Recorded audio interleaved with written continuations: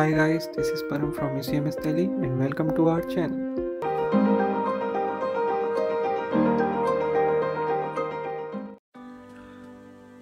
तो ये देखो, ये पायरीन की प्रिपरेशन है। पायरीन की बात मैं पहले भी कर चुका हूँ तुमसे, फायर एक्सटिंग्विशर की तरह यूज़ होती है। अब देखो Cl2 मैंने पहले भी बताया, HMU सनलाइट हाई टेम्परेचर हो तो क्या होगा, बोलो बोलो, FRSR free radical substitution reaction. तो देखो इधर H की जगह Cl लग गया एक, तो CCl4 पायरीन बन गई। अब ये भी पायरीन की प्रिपरेशन है। देखो हमने एक्सेस में ले लिया है Cl2, HMU दे दिया, मतलब FRSR बार बार होगा और होता चले जाएगा, Cl लगता चले जाएगा, फाइनली CCl4 बन जाएगी। ये रिएक्शन इतनी इंपॉर्टेंट नहीं है, इसको छोड़ दो। अब CCl4 का कुछ केमिकल रिएक्शन देखते हैं। देखो एक्वस KOH डाला CCl4 में, ठीक है। अब यहाँ इक्विवेलेंट मेंशन नहीं है तो एक्सेस में ही मानो एक्वस KOH, तो सारे Cl हट के OH लग गया CCl4 पर, ठीक है।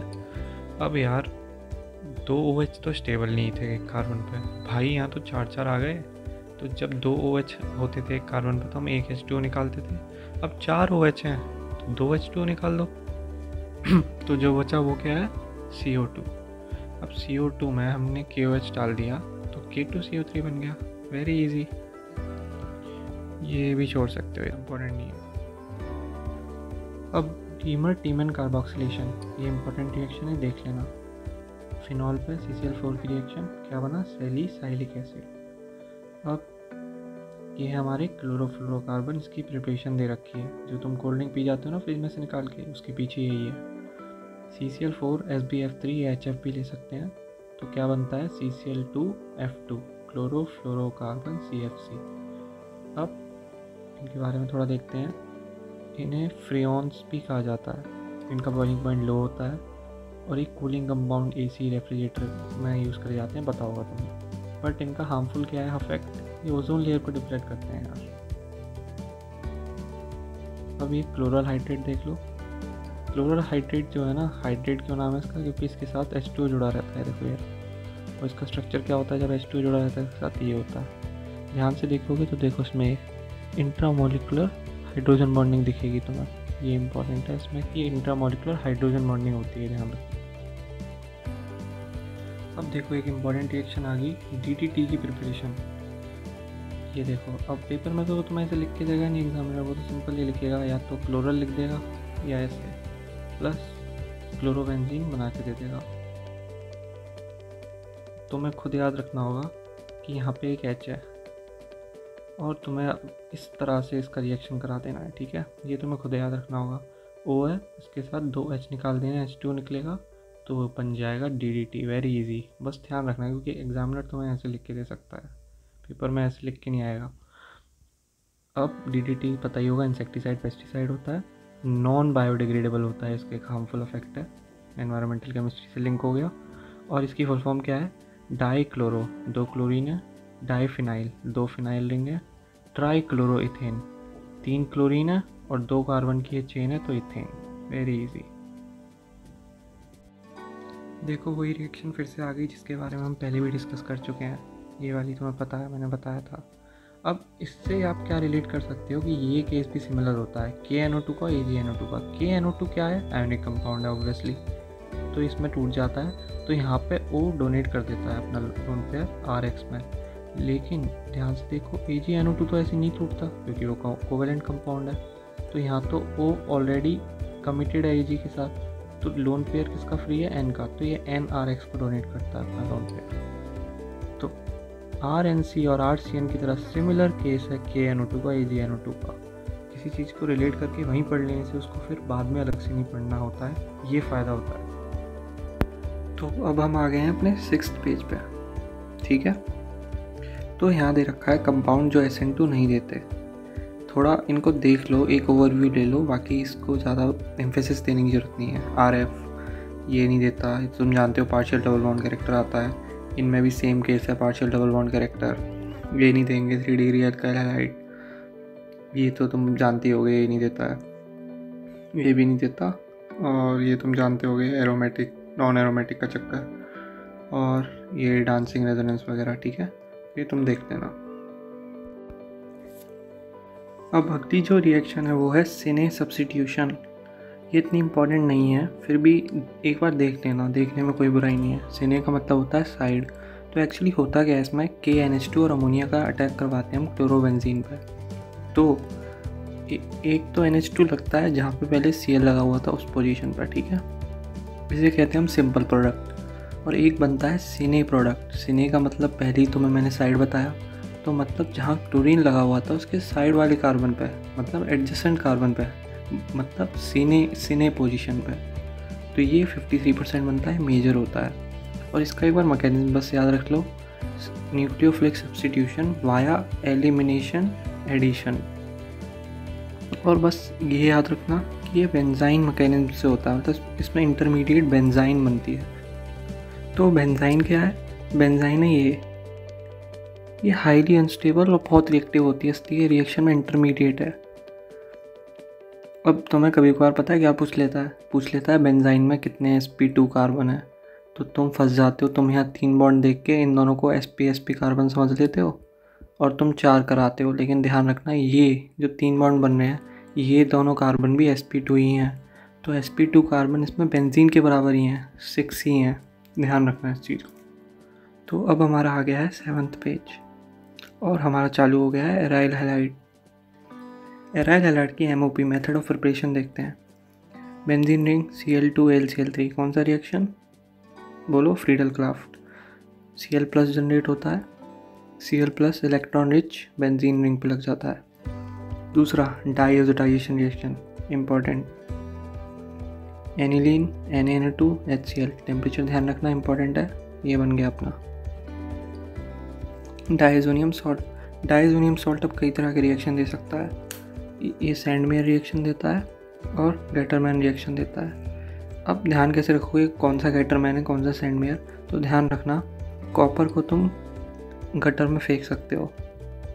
कॉपर हमारा जो पुराना हो गया उसको गटर में फेंक देंगे हम कॉपर को, लेकिन कॉपर के साथ जब Cl जुड़ा है और Br जुड़ा है तो वो थोड़ा काम का है, थोड़ा इंपॉर्टेंट हो गया क्योंकि उसके साथ और भी कोई एलिमेंट जुड़ा है, तो हम उसको गटर में नहीं फेंकेंगे, ठीक है। तो गैटरमैन से गटर याद रखना, और कॉपर को हम गटर में फेंक सकते हैं जो पुराना हो जाए, लेकिन क्लोरीन या ब्रोमीन जुड़ा है तो थोड़ा वो काम का है क्योंकि एक एक्स्ट्रा एलिमेंट है, तो इससे तुम्हें याद रहेगा।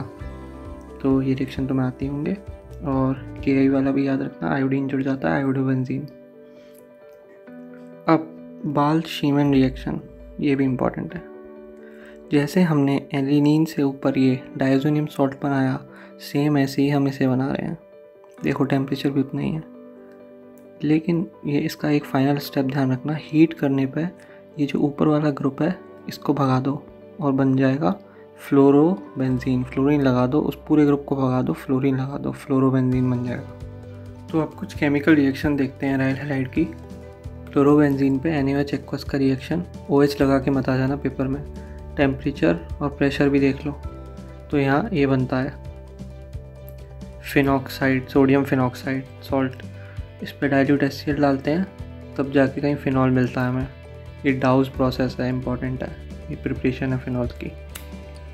अब ये तुम जानती होगे, क्लोरोबेंजीन पर Cl2 AlCl3, कौन सा रिएक्शन, फ्रीडल क्राफ्ट। अब यहाँ पे माइनर बनता है मेजर। पैरा वाला क्यों मेजर बनता है, क्योंकि मैं देखो तुम इसमें -I इफेक्ट से मत देखने लग जाना। -I इफेक्ट कब देखते हैं, जब हम क्लोरोबेंजीन के उसको भाई बहन से कंपेयर करते हैं, मतलब आयोडोबेंजीन, ब्रोमोबेंजीन, तब हम उनको कंपेयर करने के लिए -I इफेक्ट यूज़ करते हैं, ओनली कंपैरिजन के लिए। बट जब हम कोई रिएक्शन कराते हैं, जैसे यहाँ फ्रीडल क्राफ्ट रिएक्शन हो रहा है, तो हम इन्हें ऑर्थो पैरा डायरेक्टिंग ग्रुप मानते हैं और ऑर्थो और पैरा पर प्रोडक्ट बनाते हैं। अब पैरा वाला मेजर कैसा है, तो ये दोनों ऑर्थो और पैरा डायरेक्टिंग है, प्लस M होता है इनका, लेकिन पैरा वाला ज़्यादा इसलिए क्योंकि -I भी तो लगा रहे हैं, तो जो ऑर्थो पोजीशन होगी वहाँ पे ज़्यादा -I लग रहा होगा और पैरा पे कम। और हमारा Cl+ क्या है, इलेक्ट्रॉन का भूखा, उसको तो इलेक्ट्रॉन चाहिए, तो पैरा पे इलेक्ट्रॉन डेंसिटी ज़्यादा है, इसलिए पैरा वाला प्रोडक्ट मेजर है। ये भी सेम है, ब्रोमोबेंजीन है बस। अब ये भी इम्पॉर्टेंट रिएक्शन है, क्लोरोबेंजीन पे HNO3 कॉन्क H2SO4, ये ऑर्थो पे नाइट्रो लग गया और पैरा पे नाइट्रो लग गया। अब क्लोरोबेंजीन पे ओनली हम कॉन्क H2SO4 डालेंगे और हीट करेंगे तो ये प्रोडक्ट बनेगा, SO3H लग जाएगा और ये मेजर होगा पैरा वाला, फिर से वही वाला रीज़न होगा जो मैंने यहाँ बताया था। और इसमें इलेक्ट्रोफाइल का जनरेट होगा, ध्यान रखना SO3+, ये अटैक करता है, H तो बाद में लगता है। अब आगे बढ़ते हैं, तो ये भी देखो फ्रीडल क्राफ्ट रिएक्शन है। CH3+ जनरेट होगा, वो बेंजीन रिंग पर अटैक कर देगा और जो Cl- बनेगा CH3 सेल से वो AlCl3 से जुड़ जाएगा। ये भी वही रिएक्शन है, CH3CO+ बेंजीन रिएक्शन बेंजीन पर अटैक कर देगा और Cl- AlCl3 में चले जाएगा। ये भी इम्पोर्टेंट है। देखो एल्काइल हैलाइड जब होता है तो हम क्या बोलते हैं, वुड्स, और जब हमारा एराइल हैलाइड होता है क्या बोलते हैं, फिटिक। तो जब ये दोनों हमने मिक्स कर दिए एक ही रिएक्शन में, तो रिएक्शन का नाम क्या हो गया, वुड्स फिटिक रिएक्शन। Cl निकाल दो और इन दोनों को जोड़ दो, बन गया हमारा टॉलीन। अब ये फिटिक रिएक्शन है क्योंकि यहाँ पे दोनों हम एराइल हैलाइड ले रहे हैं, 2 मॉलिक्यूल ले रहे हैं हम एराइल हैलाइड के, तो ये देखो 2 बेंजीन रिंग जुड़ गई, इसलिए फिटिक रिएक्शन। तो अब फ्रीडल क्राफ्ट एल्काइलेशन के हम थोड़े और अच्छे एग्जांपल देख लेते हैं। ये बेंजीन रिंग और ये हमारा क्या हो गया, प्रोपीन, ठीक है। अब इस H+ की प्रेजेंस में हमने इस पर अटैक कराया, देखो H+ क्या करेगा, यहाँ जाके अटैक करेगा और क्या जनरेट होगा इससे, ये जनरेट हो जाएगा और ये बेंजीन रिंग पर अटैक कर देगा, मिलेगा क्या, क्यूमीन। इसका स्ट्रक्चर ध्यान रखना, NCERT में भी दे रखा है, इंपॉर्टेंट है। इसमें भी ऐसे ही हो जाएगा, H+ OH पे अटैक करेगा, OH+ चार्ज जनरेट होगा, OH H2 के रूप में निकल जाएगा और प्लस यहाँ आएगा, वो रीअरेंज होकर इस चेन के बीच में जाएगा और फिर अटैक करेगा, बिल्कुल इसकी तरह अटैक करेगा और फिर से क्यूमीन बनेगा और BF3 और हीट भी यही काम करेगी। अब देखो बेंजीन रिंग और ये हमारा एस्टर, ठीक है। अब AlCl3 की प्रेजेंस में RCO+ जनरेट हो जाएगा, देखो ये रहा RCO+, ये इधर से कट जाएगा और RCO+ जनरेट करके बेंजीन रिंग पर अटैक, और ये हमारा बन गया। तो अभी हमारा 8th और लास्ट पेज है, तो हम देखते हैं उल्मान रिएक्शन। ये रिएक्शन इंपॉर्टेंट है। Iodobenzene copper heat, 2 benzene ring जुड़ जाएंगी, एक्चुअली 2 मॉलिक्यूल रिएक्ट करें आयोडोबेंजीन के। तुम कोई भी हेलोबेंजीन ले लो, Mg ट्राईथर का रिएक्शन, तो ये बन जाएगा, ये भी एक ग्रिनराड रिएजेंट है, ठीक है। ये भी वही इसी टाइप का रिएक्शन है, Li जुड़ जाएगा हेलोजन की जगह जाके। अब कुछ फिजिकल प्रॉपर्टीज़ देखते हैं एल्काइल हैलाइड की। देखो ये एकदम बेसिक है, ये तुम्हें भी पता होगा पहले से ही, NCERT में भी दिया हुआ है। जो बॉइलिंग पॉइंट होता है इन्वर्सली प्रोपोर्शनल होता है ब्रांचिंग के, क्योंकि जैसे जैसे ब्रांचिंग बढ़ती है मॉलिक्यूल जो है वो स्फेरिकल होता चले जाता है। जितनी ज़्यादा ब्रांचिंग उतना तुम एक उसमें सर्कल बना सकते हो। तो वेंडर वॉल जो फोर्स होते हैं ना वो डिक्रीज़ हो जाते हैं, जितना ज़्यादा तुम स्फेरिकल बनाओगे वेंडर वॉल फोर्स उतने ही डिक्रीज़ होते हैं, जिससे बॉइलिंग पॉइंट डिक्रीज़ होता है। लेकिन कार्बन एटम के डायरेक्टली प्रोपोर्शनल है, क्योंकि ऑब्वियसली जितने ज़्यादा कार्बन एटम उतना ज़्यादा मॉलिकुलर वेट, उतना बॉइलिंग उसको करने में टाइम लगेगा। सॉल्युबिलिटी, इनसॉल्युबल होते हैं वाटर को, क्योंकि इनमें non polar R group present होता है। इनमें क्या है, हाइड्रोकार्बन चेन प्रेजेंट है, कार्बन ग्रुप प्रेजेंट है, वो कार्बन क्या है, नॉन पोलर, तो ये वाटर में इनसॉल्युबल होते हैं जनरली। अब केमिकल प्रॉपर्टीज देखते हैं। तो अब कुछ केमिकल प्रॉपर्टीज एराइल हैलाइड की। तो जो न्यूक्लियोफिलिक सब्स्टिट्यूशन रिएक्शन है उसकी तरफ हमारे एल्काइल हैलाइड ज़्यादा रिएक्ट करते हैं एराइल हैलाइड से। क्यों, इसका एक तो रीज़न है पार्शियल डबल बॉन्ड कैरेक्टर, तुम्हें भी पता है ये चीज़। अब देखो मैं इसके रीजंस कितने अच्छे से लिखे हैं शॉर्ट नोट्स में। तो पहला तो पार्शियल डबल बॉन्ड कैरेक्टर है, ये रहा। CX बॉन्ड को ब्रेक करना मुश्किल होता है, तो रिएक्शन कहाँ से कराएंगे। और जो एराइल हैलाइड होता है उसमें जो कार्बन होता है ये वाला कार्बन, ये sp2 होता है और बॉन्ड लेंथ भी कम होती है as compare to alkyl halide वाले कार्बन से, जो कि sp3 होता है, तो उसको तोड़ना मुश्किल है। अब जो एराइल हैलाइड में CX बॉन्ड होता है, कार्बन हेलोजन बॉन्ड, वो लेस पोलर होता है, इसलिए और डिफ़िकल्ट टू ब्रेक। अब देखो अगर मान लो हमने हैलाइड को निकाल भी लिया इस बेंजीन रिंग से, तो ये जो फिनाइल कैटायन बनेगा ना, फिनाइल रिंग पे कैटायन बनना है, ये अनस्टेबल होता है। और एक और रीज़न है रिपल्शन। एराइल हैलाइड होता है वो, उसमें बेंजीन रिंग होती है तो वो इलेक्ट्रॉन रिच होती है, तो जब कोई न्यूक्लियोफाइल आएगा जिसके पास इलेक्ट्रॉन की भरमार होती है, तो ये भी बेंजीन रिंग भी इलेक्ट्रॉन रिच है, तो एक दूसरे को रिपल्शन करते हैं। अब जो हमारा आइडोफॉर्म होता है वो एक एनेस्थेटिक है, रिलीज ऑफ आयोडीन की वजह से। क्वेश्चन पहले भी आ रखा है प्रीवियस ईयर में, इंपॉर्टेंट है। अब डाउ प्रोसेस देखते हैं। डाउ प्रोसेस क्या था याद करो, हेलोजन हट के OH लग रहा था बेंजीन रिंग पर, ठीक है। तो अगर तुम एक इलेक्ट्रॉन विड्रॉइंग ग्रुप ऑर्थो या पैरा पोजीशन पे इंट्रोड्यूस कर दोगे तो उससे डाउ प्रोसेस की रिएक्शन रेट बढ़ जाएगी। क्यों, ये बहुत इंपॉर्टेंट है ये रीज़न। देखो ये हमारा हेलोजन लगा हुआ है, अब इस पर OH माइनस ने अटैक किया तो यहाँ पे प्लस चार्ज जनरेट हुआ हुआ है, यहाँ माइनस, देखो यहाँ माइनस है।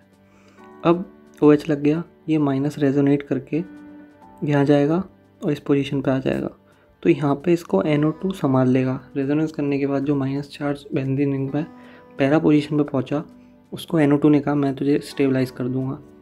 ऐसे ही अगर ऑर्थो पोजीशन पे NO2 लगा होगा, देखो तब भी ये माइनस चार्ज को स्टेबलाइज कर रहा है। तो इन दोनों केस में NO2 ने माइनस चार्ज को स्टेबलाइज कर दिया। लेकिन अगर तुमने इस NO2 को मान लो इस पोजीशन पर लगाया, ये कौन सी पोजीशन है, मेटा, तो कोई फ़र्क नहीं पड़ने वाला, क्योंकि नेगेटिव चार्ज कभी रेजोनेंस करके मेटा पोजीशन पे आएगा ही नहीं है। तुम रेजोनेंस खुद करा के देख लो। देखो ये बेंजीन रिंग है, ये हमारा हेलोजन जुड़ा है, ये OH जुड़ गया आके, तो माइनस चार्ज यहाँ आएगा रेजोनेंस करके, यहाँ आएगा, यहाँ आएगा, लेकिन देखो मेटा पोजीशन पर आया ही नहीं। तो जब मेटा पोजीशन में माइनस चार्ज आया नहीं तो NO2 मेटा पोजीशन पर लगा के हम स्टेबलाइज कैसे करेंगे, इसलिए कोई इफेक्ट नहीं होता है जब NO2 मेटा पोजीशन पर लगा होता है।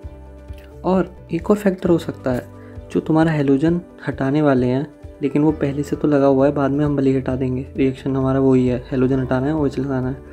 तो वो जो हेलोजन है ना, अगर वो जितना ज़्यादा माइनस आई लगाएगा ना तो उतना और स्टेबिलिटी आएगी, क्योंकि माइनस चार्ज पहले तो हेलोजन वाली पोजीशन पे ही जनरेट हुआ, उधर से जाएगा ना, उसके पास ही तो दूर जा रहा है रेजोनेंस करके, तो इसलिए फ्लोरो वाला बेंजीन जो है ना वो ज़्यादा देगा क्लोरो बेंजीन से। तो गाइस हमने एल्काइल हैलाइड के शॉर्ट नोट्स पूरे कर लिए, alkyl halide plus aryl halide. अब आपका काम क्या है, इस चैप्टर के आपने शॉर्ट नोट्स तैयार कर लिए होंगे मेरे साथ, लेकिन सबसे ज़रूरी है NCERT की एक लाइन पढ़ना। कोई भी शॉर्ट नोट बना लो, कोई भी बुक पढ़ लो, एट लास्ट आपको NCERT ज़रूर पढ़नी है, क्योंकि उसका सब्स्टिट्यूशन कुछ नहीं हो सकता। कितने भी शॉर्ट नोट्स बना लो, कुछ ना कुछ लाइन NCERT की मिस हो जाती है, और अगर वो पेपर में आ गई तो आपका शॉर्ट नोट्स बनाना बेकार हो जाएगा। इसलिए शॉर्ट नोट्स भी और NCERT भी। फ्रेंड्स एक छोटा सा काम करना मत भूलिएगा, लाइक एंड सब्सक्राइब प्लीज़, उससे मुझे मोटिवेशन मिलेगी आगे और भी इंटरेस्टिंग वीडियोस लाने के लिए।